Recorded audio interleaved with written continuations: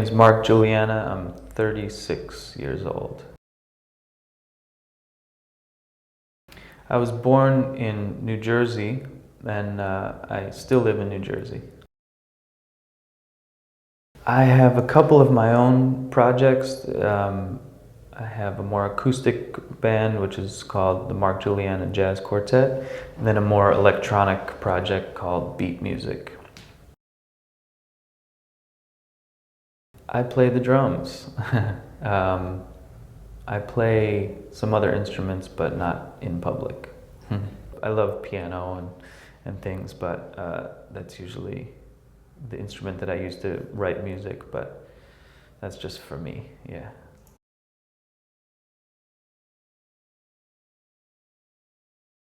I don't know. I don't know what my forte would be. I hope it's just always supporting the music around me the best that I can. Gretsch drums, Sabian cymbals, Vic-Firth sticks, and Remo drumheads. Who would that be? I think Chad Smith. It was my first drum teacher, Joe Bergamini. I was taking lessons with him, and before I started those lessons, I didn't have much of a relationship with the drums, but after meeting him, I was hooked. I love to play music and to play with other musicians, and I love to have a kind of a peaceful way to express myself.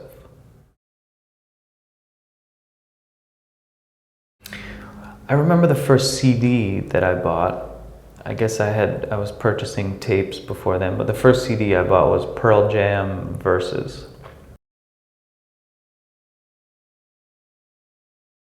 Yeah, this morning I bought the new Tribe Called Quest album, so I just heard the first couple tracks, but it's amazing.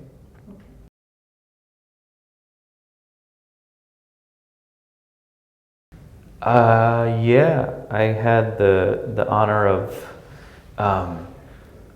playing on David Bowie's last recording, Black Star. So that's a life changer for sure.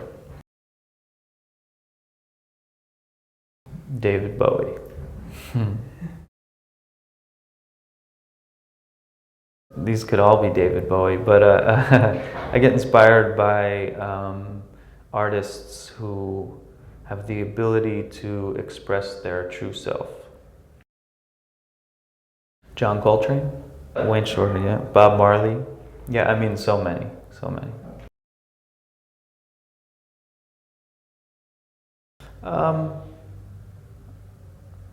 Most days, hard worker, yeah.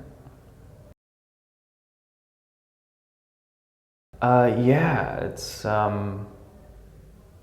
it's my own band. I think the dream is to be able to play my own music with, the musicians that I really admire. So just trying to keep that dream alive. Yeah, I guess, let's see. I have many things that I love to do, but I'm a big sports fan, so I watch a lot of sports, yeah. I think just be good to one another, try to be a good person and treat people right, and yeah. And actually, my most recent recording, the name of the recording is Family First, and I think that's a bit of a motto as well. So Mark, thank you for taking the time. I saw you perform here last night, and you don't need much to explore and to create music. And while you do so, you even manage to sound like yourself, or at least like nobody else. You have a signature sound. And you also gave away why that is, because of a practice routine you have. So you are a very creative player. Can we talk about unlocking creativity? Mm-hmm. I've had students myself, and they say, I'm not creative. and they only can play if you give them something to read. How do you go from practicing boring stuff, as you said, to playing beautiful music? It's a great question. I'd say to those students that say they're not creative, that they're wrong. Lovingly, I would say that, because anyone can be, for sure. I think we're all absolutely, everyone has something inside of them. It's just very often that it's blocked.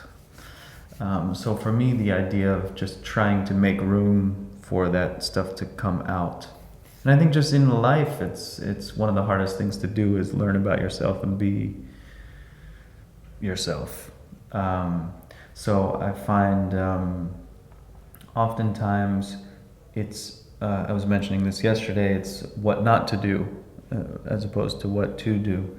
I think by removing things, I've gotten closer to who it is that I am. And I am still very much on the search. It's I think it's a lifelong path of self-discovery. And but I think when I was younger, I would always be digesting all this information from the outside, whether it's from my favorite drummers or books or all these things, which is an important way to learn. But it's a passive way to learn. I think it's you're relying on external elements to feed you.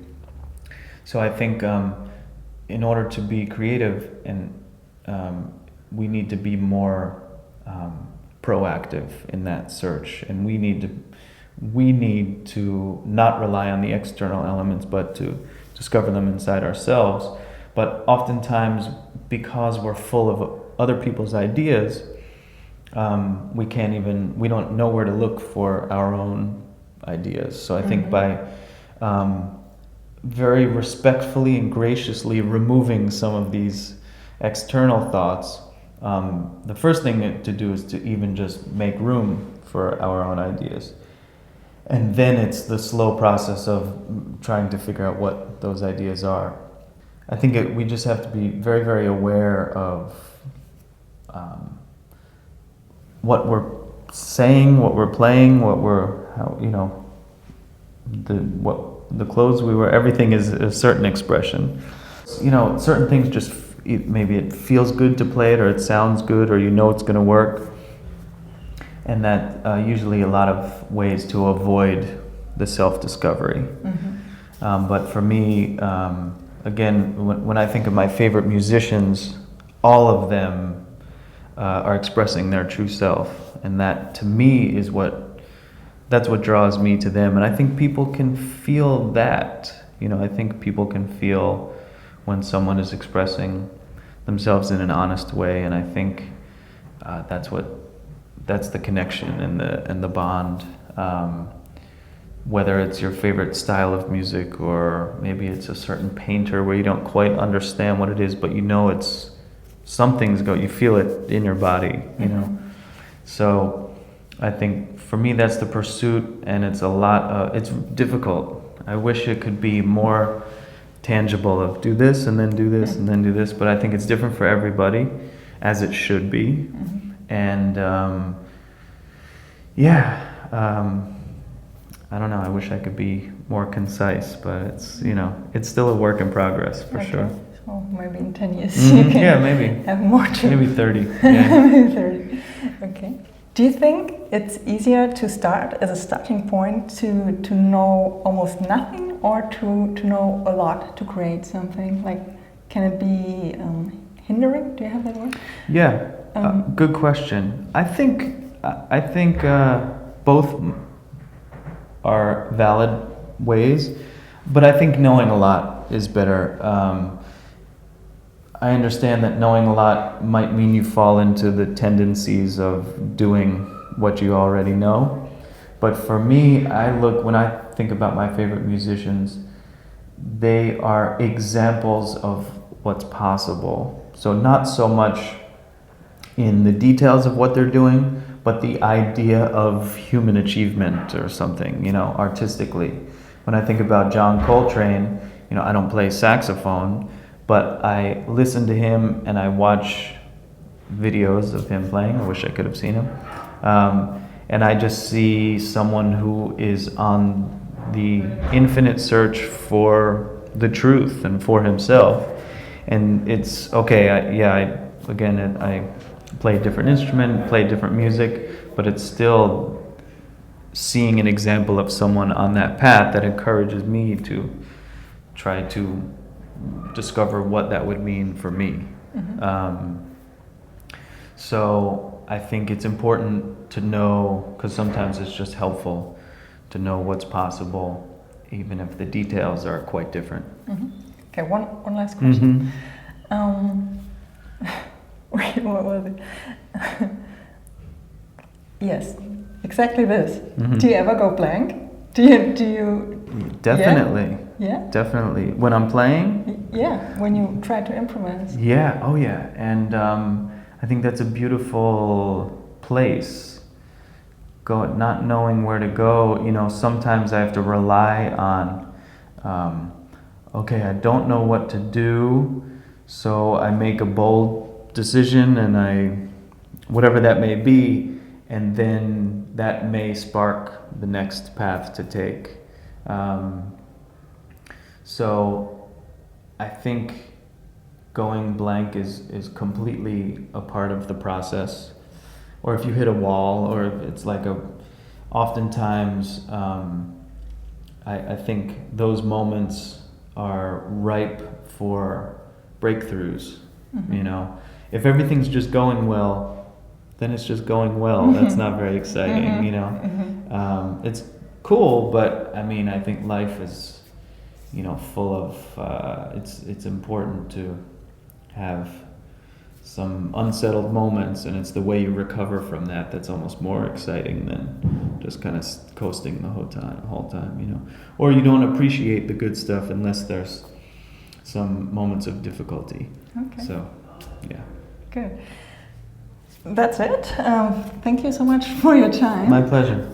I still wish you good times and not the bad times you have to recover from. Right. Well, I think as long as the bad times get smaller and smaller and shorter, the good times win. Thank you. Let's win and check out Mark's music. He's on a lot of records. I'll list some. And go to his website. You'll see it right now. Yes, and stay playing. Please. Go your way. Yes. Don't stop. Thanks for watching. Bye. All right.